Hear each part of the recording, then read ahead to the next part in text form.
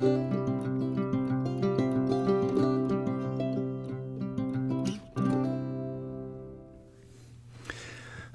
welcome to A Weekly Word. I'm Pastor Eric Tritton from Gloria Dei Lutheran Church in Hudson, Ohio. I'm glad you're with me today. This coming Sunday is Mother's Day. And Mother's Day is, well, it's something that's been celebrated throughout history in a wide variety of different forms. But the current way that we celebrate it, at least here in the United States, began in 1907. It was championed by a woman named Anna Jarvis. She had been a peace activist, and she cared for wounded soldiers, both Confederate and Union soldiers, during the American Civil War. The first Mother's Day service here in the United States was at Andrews Methodist Episcopal Church in Grafton, West Virginia. And as you might guess, just knowing the little tiny bit that you have just heard about Anna, there was kind of a major theme in Mother's Day, first of all about peace, and second of all about public health. And she wanted to get this message out there connected to celebrating moms. In 1908, Congress rejected Mother's Day, but by 1911, all of the United states had adopted Mother's Day as a in-state holiday. It wasn't until 1914 that Woodrow Wilson proclaimed the second Sunday of May to be Mother's Day in perpetuity. Now, it's kind of interesting. The way that we celebrate Mother's Day now is rather different than what Jarvis initially desired, because, as I mentioned, she was very much focused on the idea of peace and public health as being major themes for Mother's Day. She rather lamented the way that Mother's Day became so commercialized. She didn't like the cards. She wasn't very happy that carnations were being sold and all of those things. But that's a lot more what you and I are used to when we think of Mother's Day. Now, I'm going to talk about parenting in a whole, but I just want to touch base really briefly on Father's Day, because Father's Day starts to come into being here in the United States around the same type of time frame. You have the same kind of a history connected back to St. Joseph and some things like that. But here in the United States, it was championed by a woman from Washington, who her name was Sonora Smart Dodd.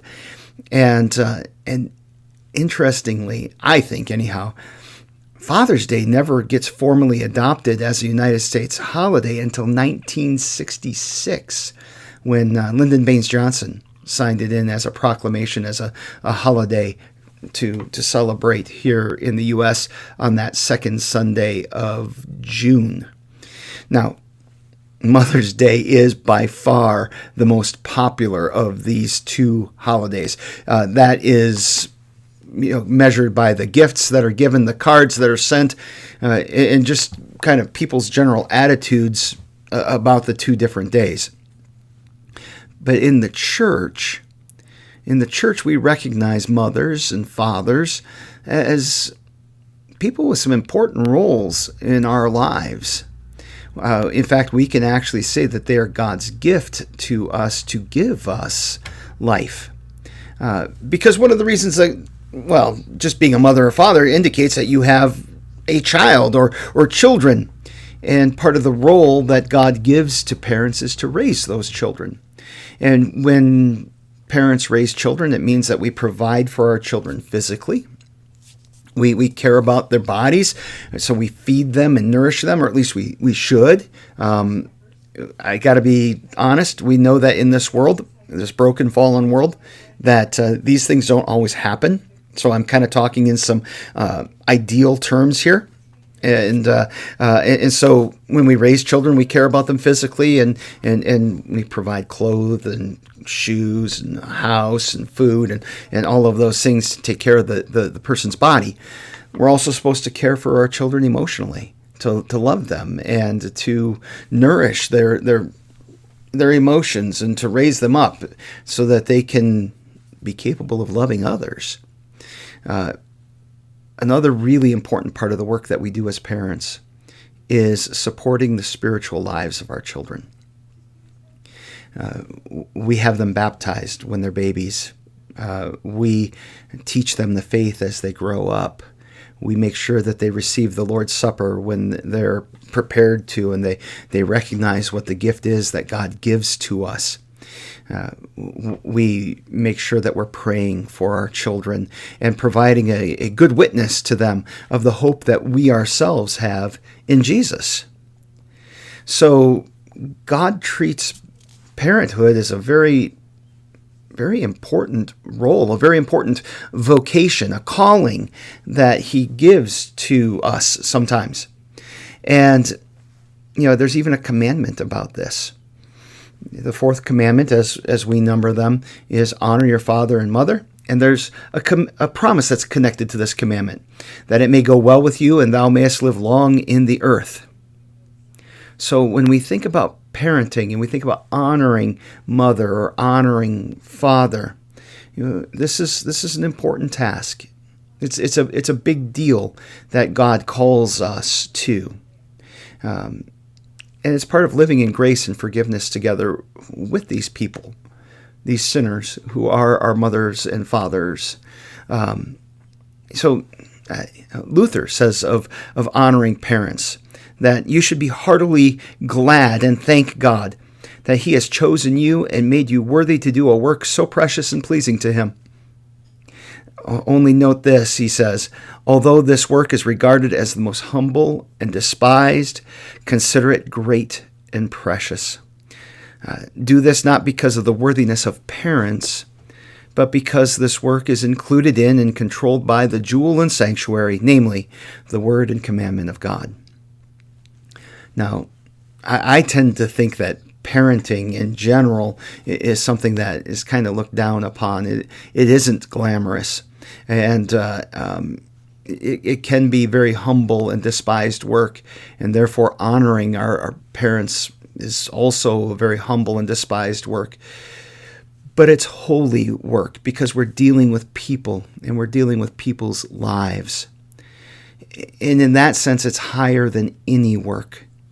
To give our lives as parents to our children, to provide for them, to love them, to raise them in the faith, is a great task that God calls us to, that we're blessed to perform, whether that's as biological parents or adopted parents. I know that there are all kinds of complications that are involved with that. And I know that there are a lot of painful parts of parenting when people struggle to have children. Compassion and sympathy for all of that. That being said, when we do have this privilege, it is a high and noble calling that God has given to us. At Luther's time, people used to think that the most important thing that you could do would be to become a priest or to become a monk or a nun. And he rather shocked people when he said that a simple maid changing a baby's diaper is one of the most holy tasks that there is.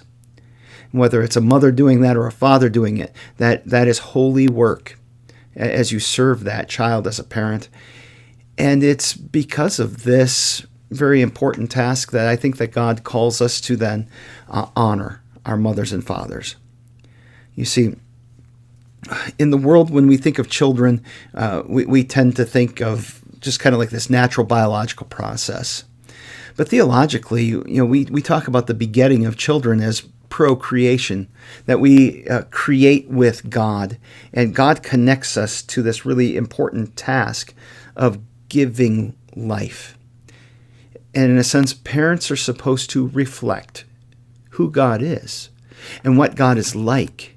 So we have this important work where God uses us to create life, but He also uses us to love those children, to love them unconditionally, to love them in a way that displays forgiveness and mercy and kindness and gentleness, even as we try to teach our children, the way that they should go, the way that they should live.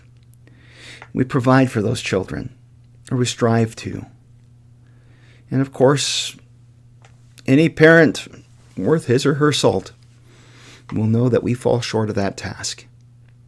And that's one of the reasons that it's really important that when we think about parents, we remember that parents need Jesus.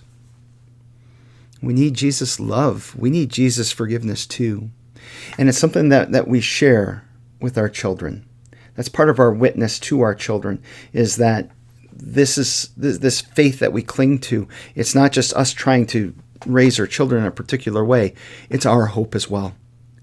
And when we, as moms and dads, share the hope of Jesus with our children, that is a beautiful and a God-pleasing thing, because we're sharing our faith together and we're walking that life of faith together. So, if you're celebrating Mother's Day, happy Mother's Day. When the time comes, I'll just say right now, happy Father's Day, because I probably won't get back to it. I also want to say happy Mother's Day to Chris, my bride, also to Susie and Sandy, and of course to Heather, to Kimber, and to Katie, and to all of you other moms out there. God's blessings.